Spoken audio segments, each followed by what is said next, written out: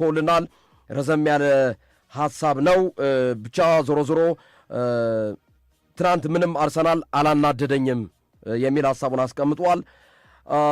እሺ ደሳለኝ በአርቴታ ዘመን አርሰናል ዋንጫ ማንኛውንም ምንም አይነበብም፣ ግልጽ አይደለም። አርቴታ ችግር አለበት ምናምን እንዲህ ያን ነገር ነው። ግን ሐሳባችሁን እስኪ ያጠር ባለ ነገር ግለጹት። በደንብ ደግሞ በሚነበብ አይነት ጽሑፍ ተጠቀሙ። እሺ ጀማል አርሰናል ሰላም ግርምሽና ሶፊ እንዴት አላችሁ? በትናንትናው ጨዋታ አሪፍ ነበርን፣ ግን አርቴታ ለአርሰናል አይመጥንም፣ ወላሂ ያቃጠነኝ ብሏል ጀማል። እንመጣበታለን።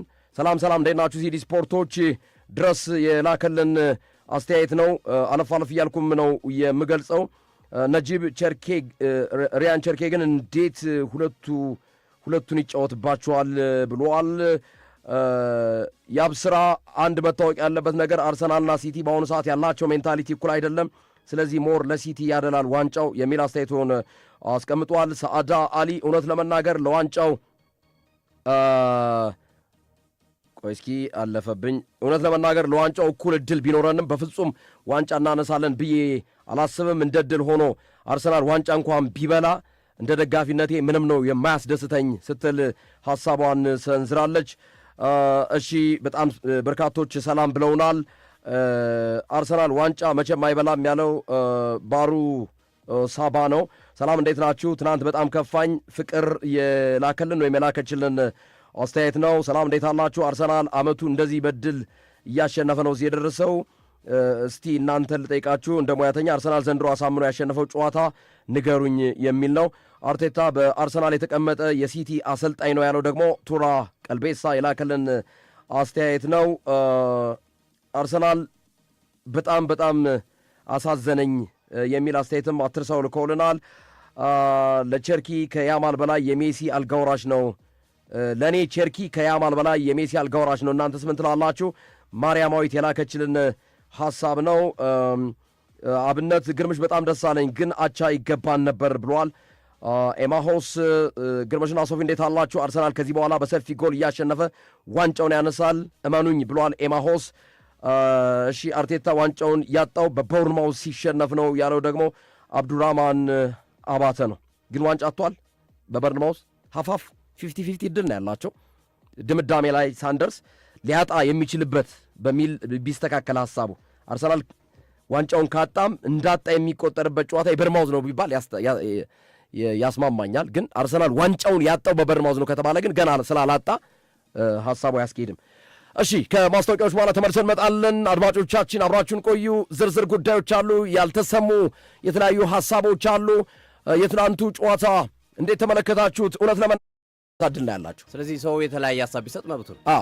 ማንቸስተር ሲቲም የሚል ትክክል ነው፣ አርሰናልም ዋንጫ ይበላል የሚል ትክክል ነው። ሁለቱም አላጡትም፣ ሉዝ አላረጉም። ኤግዛክትሊ አድማጮቻችን፣ ልዩነቱ ምንድን ነው? ካለፉት ጊዜያቶች ካለፉት ሳምንታቶች አንጻር ሲቲ ተጠግቷል አርሰናል ላይ፣ አጠገቡ ደርሷል፣ እድሉን አጥቦታል፣ ሰፍቶበት የነበረውን የዋንጫ ፉክክር አጥቦታል። ይሄ ነው ልዩነቱ። አሁን ሰው የዋንጫው ፉክክር ይሄ ምንድነው የሚባለው በገመድ እንደመራመድ አይነት ስሜት ኤግዛክትሊ እንዲኖር አድርጎታል። ከዚህ በፊት አርሰናል ሪላክስ አድርጎ አስፋልት ላይ ደረቱን ገልብጦ ኪሱን እጁን በኪሱ አድርጎ የሚሄድ ቡድን ነበረ ባለፉት ሳምንታትና ወራት።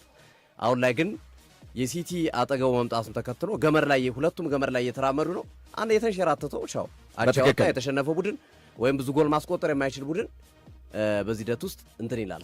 እነዚህን ነገሮች አይተነው ማሸነፍ የማይችለው ቡድን የትኛው ነው? የትኛው ተጋጣሚ ጠንካራ ቡድን አለው? የትኛው ቡድን ብዙ ጎል የማስቆጠር ባህል አለው? እነዚህን ነገሮች መሰረት አድርገህ የራስን ሐሳብ ልታስቀምጥ ይችላል። ኤግዛክትሊ ሁለት ነገሮችን እናንሳ። የአርሰናል ደጋፊዎች እቺን ግን በኋላ ብናነሳት የዋንጫውን ፉክክር ላይ እንመጣለን። እንደ መንደርደሪያ ልመጣ ነው። ሶፊ ወደ አንተ ልሰጥ ነው እኮ ገባኝ። አይ የጨዋታውን እንድናያት ብዬ ነው ለብቻ። ልክ ነው እንመጣለን። ከጨዋታው አንጻር ማለት ነው። በነገራችን ላይ የአርሰናል ደጋፊዎች አብዛኞቹ፣ ጥቂት ደግሞ አሉ አይ የዘንድሮ ዋንጫ አርሰናል ነው የሚበላው ወይም የሌላ ክለብ ደጋፊዎችም ሊሆን ይችላሉ አርሰናል ነው ዋንጫውን የሚበላው ብለው የሚናገሩ ልክ ናቸው። የማንቸስተር ሲቲ ደጋፊዎች እና ማንቸስተር ሲቲ ዘንድሮ ዋንጫውን ነው የሚበላው ያሉትም ልክ ናቸው። ሁለቱም ልክ ናቸው የምንልባቸው መሰረታዊ ጉዳዮች ደግሞ በኋላ ላይ በጥልቀት ስንመጣ እናስቀምጣቸዋለን።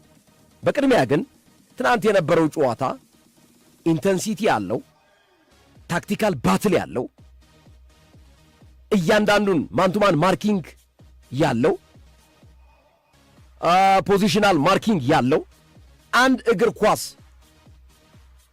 ምን አይነት ገጽታ ሊኖረው ይችላል? በዓለም ደረጃ ምርጥ እግር ኳስ ምንን ማሟላት አለበት ተብሎ ለተጠየቀ ጥያቄ ሁሉንም ነገር ያሟላ ጨዋታ ነው። በሁለቱም ቡድኖች በኩል የነበረው የጨዋታ መርሃ ግብር ላይ የተለያዩ ክስተቶች ነበሩ፣ የተለያዩ ገጽታዎችም ነበሩ።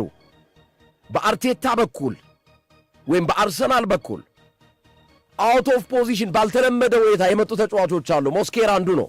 የቀኝ ተበላላሽ ሆኖ በትላልቅ ጨዋታ ሲመጣ ከዚህ በፊትም ተጠቅሞታል። ኦፍ ኮርስ ግን በእንደዚህ አይነት ትልቅ ጨዋታ ሞስኬራን የተጠቀመበት አንድ ክስተት።